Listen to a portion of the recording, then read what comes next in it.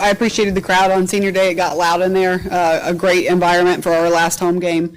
That's a phenomenal team, definitely deserving of their ranking in the country. Can't have that many lapses against them and come away with a victory, especially in the third quarter.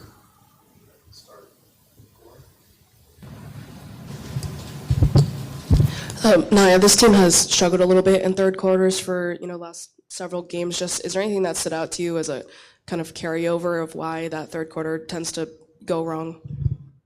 Not really. I mean, we just gotta come out after halftime, just do the same thing we do in the first half.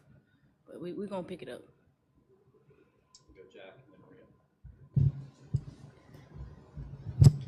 Naya, just given the results, just what's your perspective on the morale of the team, especially going into the postseason?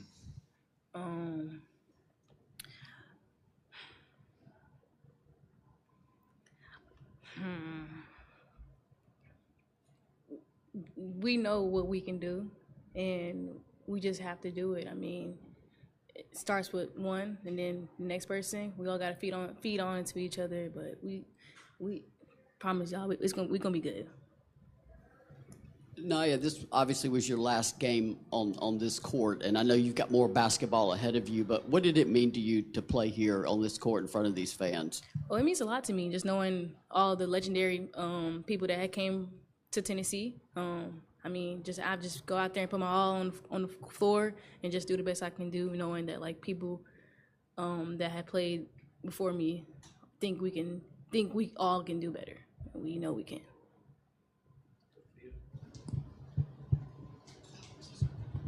No, it really feels like you driving the lane became something that was more apparent in your game as the season went on. Would you say that that was something that kind of added to it a bit? Yeah, just knowing like if my threes aren't falling, I can get to the rim. I feel like I can add that more to my bag also. Naya, you all in the first half did pretty well, like on the glass, finishing at the rim.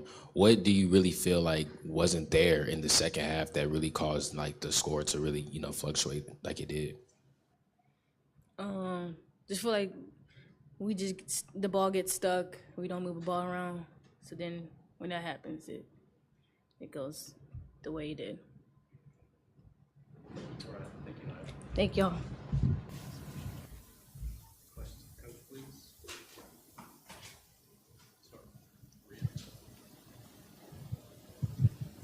Coach, I know you've talked about it, but the third quarters, it's like you're trapped in some kind of cycle. I mean, postseason is ahead. I mean, change of scenery. How do you address that with the team at this point? Yeah, it's something we've been addressing.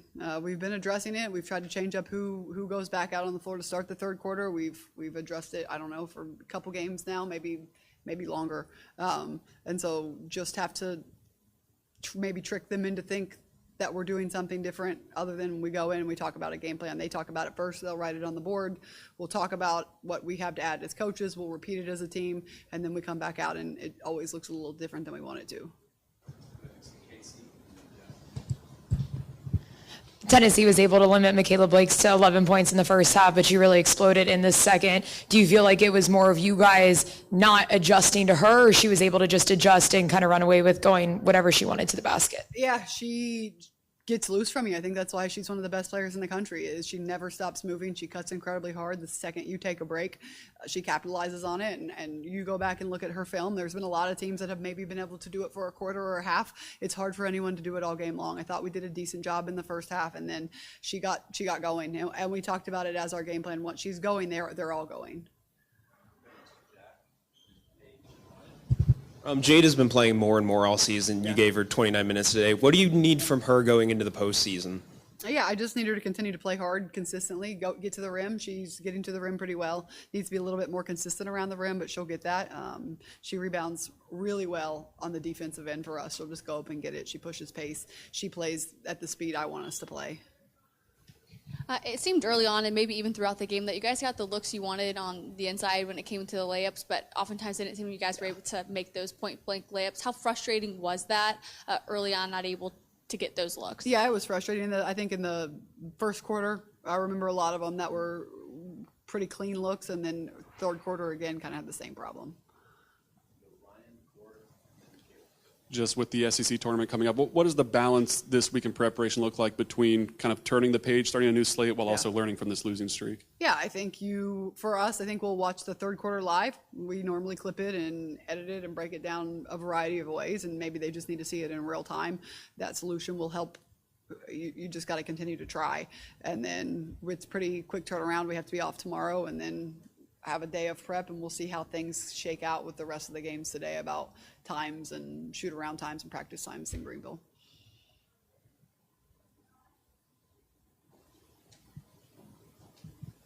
What gives you confidence that this team can buck this losing streak in the SEC tournament? Yeah, I think we needed a win. You need a win. You need to win in the SEC tournament, get some momentum, and take it game by game there.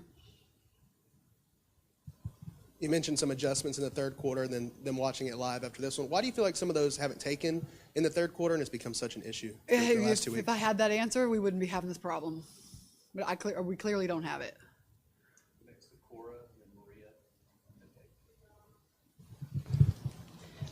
When you're watching these third quarters, is it sometimes seem like maybe the team is struggling to like handle maybe the halftime adjustments from the other team, or just the other team coming out with more energy? Like, does it feel like maybe they're struggling to counter that?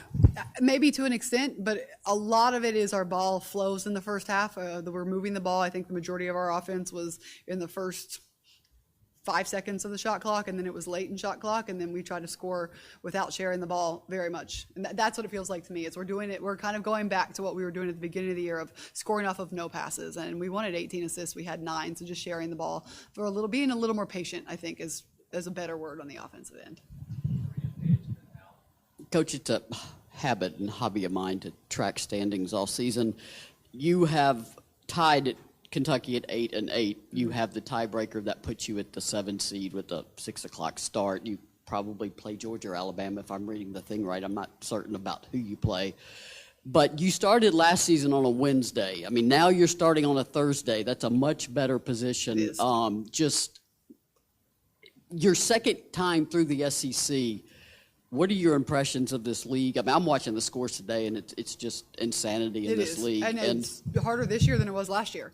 And I think that is something that we need to do a better job of explaining, that you have to show up every single night, because even if you don't perform well against the ranked opponents, and we had 2 that we should have got, then you're significantly better going into the SEC tournament, right? And so we let 2 that on paper shouldn't have got away from us. And it's a league where it's the best players in the country, the best league in the country. I think it's stronger than it's ever been. And you have chunks in your schedule where it's okay, and you have chunks in your schedule where it's absolutely brutal, and everyone has to go through that.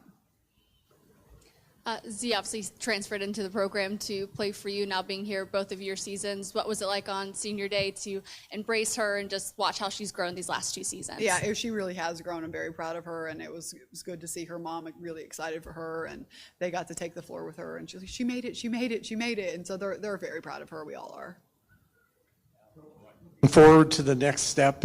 It's in Greenville, South Carolina, and University of South Carolina has had a lot of success there. What's your opinion on the tournament being there? That's all I know, and so I don't know what it's like anywhere else. I think it was a well-ran tournament and a community that liked us, and hopefully we can stay a little longer this year.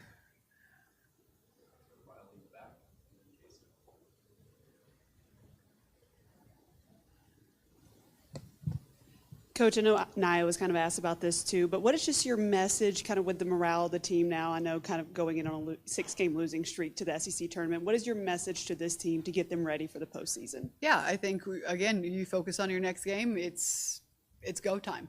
March is when you want to be playing your best basketball. Regardless of what our record has been, I do think that we are showing some improvements in some areas. We need to continue to put it together, need to continue to take those lapses away, work on that. I think I have a team full of individuals that'll be ready to go in March. Positive of today is Vandy didn't get a chance from the free throw line until like 3 minutes left in the third quarter, just to see something that you guys have been working so hard on pay off. What did you like about that? Yeah, we did a good job. I really liked the pace of the first half because it wasn't stopping. We weren't just shooting foul shot after foul shot, and so we did a good job of guarding. And then in the second half, we weren't really close enough to them to foul them. Talasia scoring slowed down after halftime, but the first half I felt like she kind of had that edge and she was hitting shots when you needed them. Just is that the version you need from her going to postseason? What did you kind of see about her in the first half that felt a little different? Yeah, I think what felt the most different for me was she was playing with real confidence on the offensive end, and then she was up to pressuring. I mean, the Talasia Cooper that we know of up and getting steals and really just getting some easy ones with her defensive presence, that was good to see. I'm going to go back to the standings real quick. Georgia, assuming they win, Georgia, and Kentucky will finish 8-8 in a three-way tie for 7th place. In hindsight now, how big are those wins against Georgia and Kentucky to break that tiebreaker? Yeah, they were really big. The Kentucky game without JB was really big here, and then in hindsight, that Georgia win at Georgia is a really big one because they're tough to beat. They're coming on strong down the stretch, and it's a tough place to play. Thank you all.